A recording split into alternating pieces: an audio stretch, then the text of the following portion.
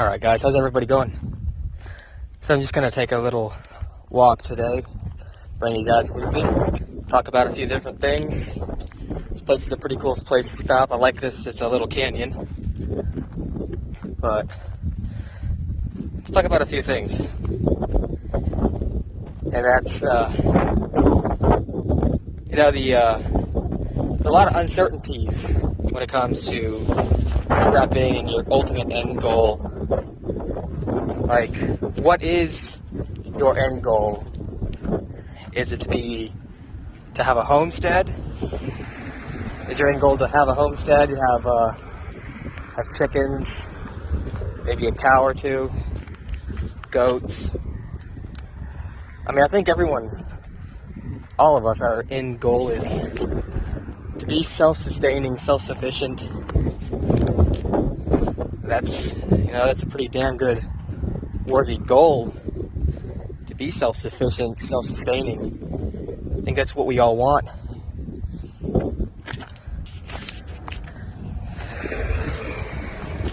And,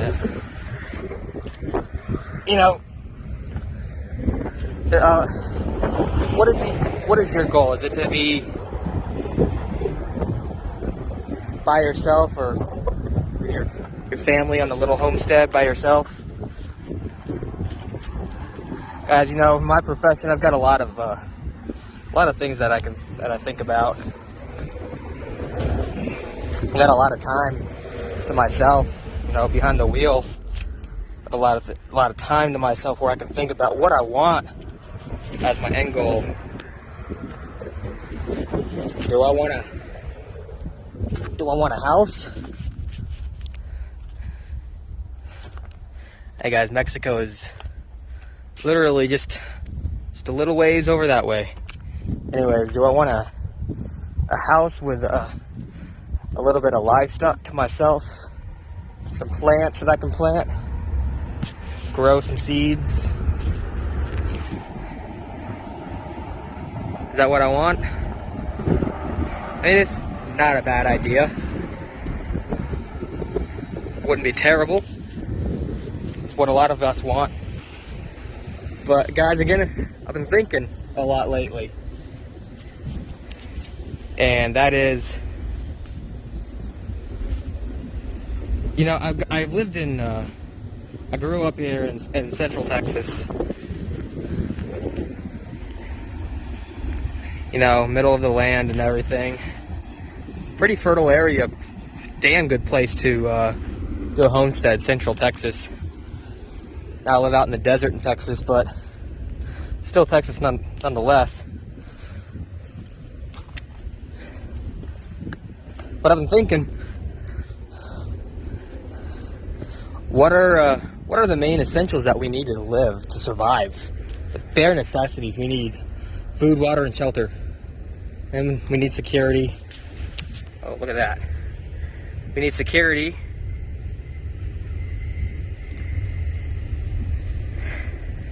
And, but the main thing is food, water, and shelter.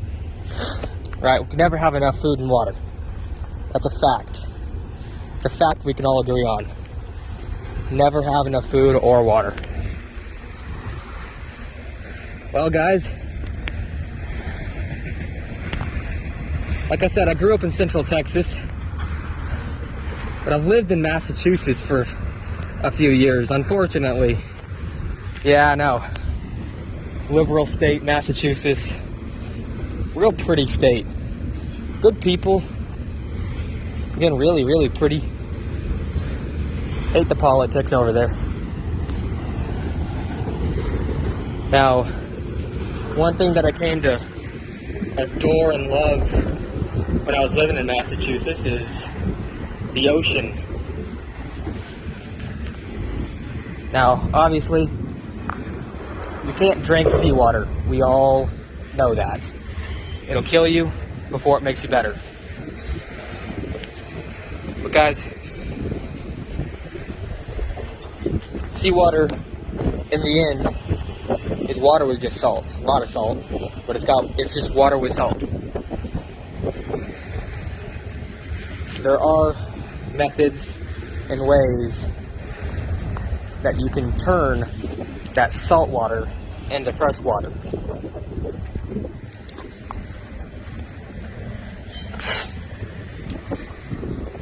So, when you figure out how to turn salt water into drinkable fresh water, you now have an unlimited supply of free drinking water. Free isn't the term that's not going to cost you any money, really, if you can do it on your own. I gotta watch out for snakes over here, but it's not going to cost you any money if you can do it on your own. Now, what is another thing that the ocean has an abundance of? That's fish. That's lobsters. That's any kind of seafood. So, guys, SHTF event, you have free unlimited water and free food. Unlimited food.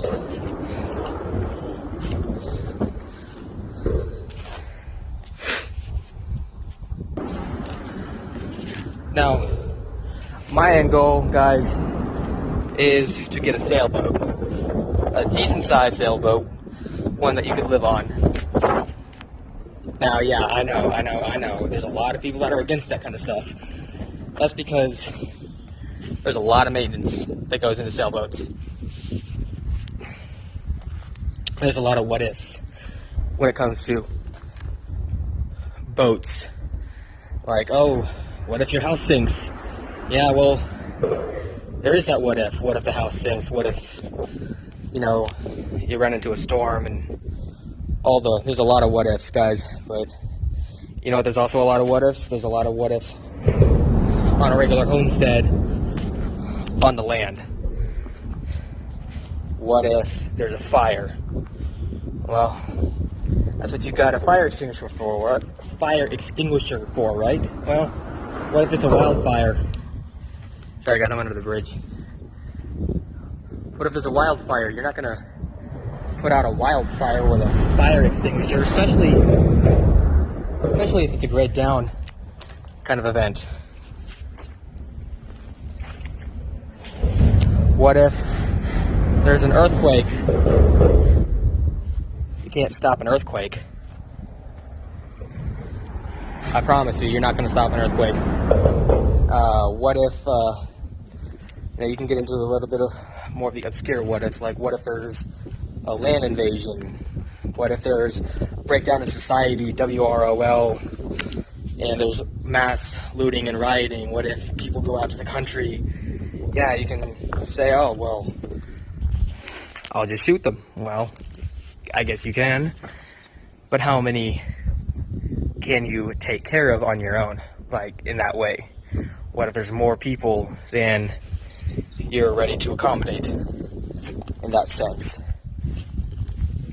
There's a lot of what ifs, guys. There's a lot of what ifs for everything.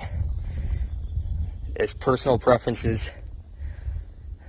My preference is the water. Just because free food, free water, in the way that I know that I can turn salt water into fresh drinking water. Guys, again, there's a lot of what ifs, but we're preppers, so we prepare. We're of a prepared mindset. So, if stuff goes wrong, you should already be prepared for it. Like, things can break on a boat, yes.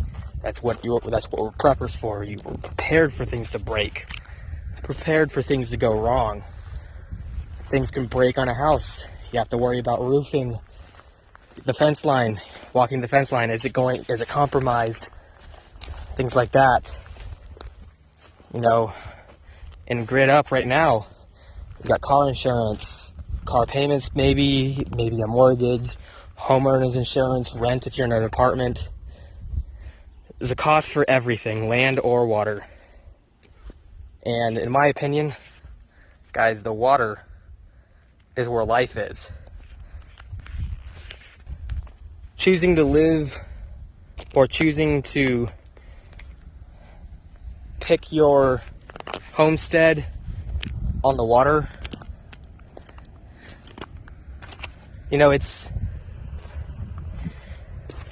also goes into the whole thing of, do I want to survive or do I want to thrive? And to me, the difference between survival and thriving,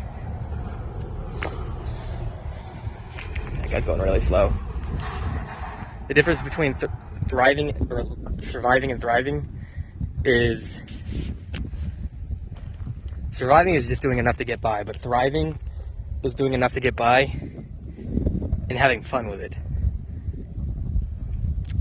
Okay guys, real quick, a few things that I forgot to mention, just because I was decently distracted by a lot of the different noises going on over there. Talk about some of the few unique advantages or disadvantages for prepping lifestyle with a marine vehicle.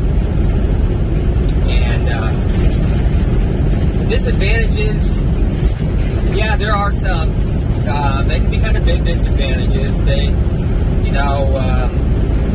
Yeah, you run the risk that your entire home could sink.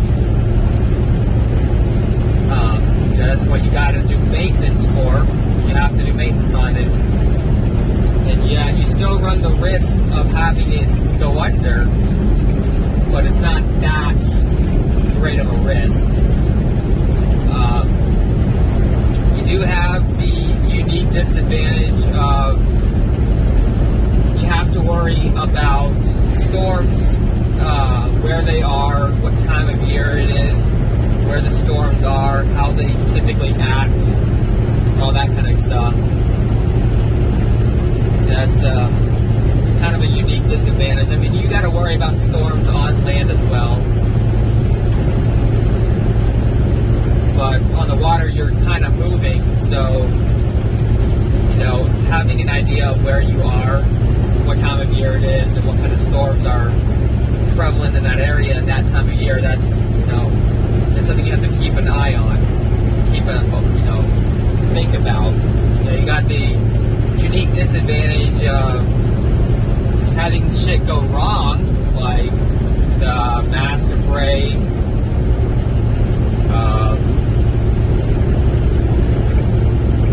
I guess you have the disadvantage of the possibility of other people on boats that would want to do harm. There's that as well. There's a few other things out there. It would be harder to get medical treatments if that were to come up. So that'd be a unique disadvantage, because you could be 100 miles away from shore, plus another 30, 40, or 50 miles from the nearest place that can help you. So that's also a unique disadvantage. Guys, there are a bunch of unique advantages as well. And again, I was saying, the ability to turn salt water into drinking water, you have unlimited drinking water. And the abundance of life in the ocean, you don't really ever have to worry about going hungry. Now, that being said, you might have to go 100, 2, 3, 4, 500 miles away to be able to get to where the food that you want is. But so long as you're already currently stocked up on food, guys, it shouldn't really matter all that much, as long as you get there and you get there safely.